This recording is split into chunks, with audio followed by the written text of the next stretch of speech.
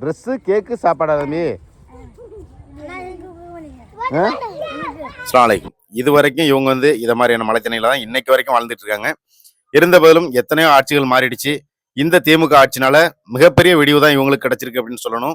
ஏனாலும் சொன்னா கொறுக்கையில் உங்களுக்கு இடம் கொடுத்து வீடும் கட்ட ஆரம்பிச்சிட்டாங்க. இந்த ஒரு வருஷம் மழையை மட்டும் இவங்க அட்ஜஸ்ட் பண்ணி ஆகணுங்கிற கட்டாயத்தில் இருக்காங்க. இப்போதைக்கு ரொம்ப மழை தான், ரொம்ப சிரமம் தான் வாழ்றது. இருந்த போதிலும் எத்தனையோ வருஷ காலமா அவங்க வந்து 30 வருஷ காலமா இந்த இடத்துல இதே மாதிரி மழை தண்ணியில அவங்க ரொம்ப சிரமப்பட்டு எத்தனையோ உயிர்கள் வந்து ரொம்ப சிரமப்பட்டாங்க. அப்படி இருந்த போதிலும் நம்ம வந்து திமுகவுக்கு வந்து சொம்பு தூக்குறோம் அப்படின்னு நிறைய பேர் இப்ப சொல்ல ஆரம்பிப்பீங்க. அது கிடையாது. உண்மையை சொல்லித்தானே ஆகணும். யாரா இருந்தாலும் உண்மையை சொல்லி ஆகணும். இது வரைக்கும் எத்தனையோ ஆட்சிகளை பார்த்துட்டாங்க 30 வருஷத்துல. அப்படி இருந்தும் இந்த திமுக ஆட்சியில தான் அவங்களுக்கு ஒரு விடிவு கிடைச்சிருக்குன்னு சொல்லலாம். அவங்களுக்கு வீடு வந்து ரெடி பண்ணிட்டாங்க. அவங்க வந்து இனிமேல் நிம்மதியாக வாழலாம். அடுத்த வருஷத்துலேருந்து இந்த வருஷம் அவங்களுக்கு கொஞ்சம் சிரமம் தான். இருந்த போதிலும் இவங்க கேட்கக்கூடிய விஷயம் என்ன அப்படின்னு பார்த்தீங்கன்னா, உணவு அப்படிங்கிற ஒரு விஷயம் வந்து இந்த இடத்துல செஞ்சு சாப்பிட்றது ரொம்ப சிரமமான விஷயம். எல்லாருக்குமே தெரியும். இப்படி தண்ணியில் இருக்கவங்க வந்து சாதாரணமாக வந்து அவங்கள்ட்ட வந்து அதிகமாக வந்து கேஸ் அடுப்பெல்லாம் கிடையாது. அப்படிங்கும்போது விறகடுப்பு தான். விறகடுப்பு எரியறது எவ்வளோ கஷ்டம்னு தெரியும். கேஸ் அடுப்பே ரொம்ப சிரமப்படணும் நம்மலாம். அப்படி இருக்கும்போது இவங்க விறகடுப்புல சமைச்சு சாப்பிடணும், இவ்வளோ குழந்தைகள் சாப்பிடணும் அப்படிங்கிறப்ப ரொம்ப சிரமம்.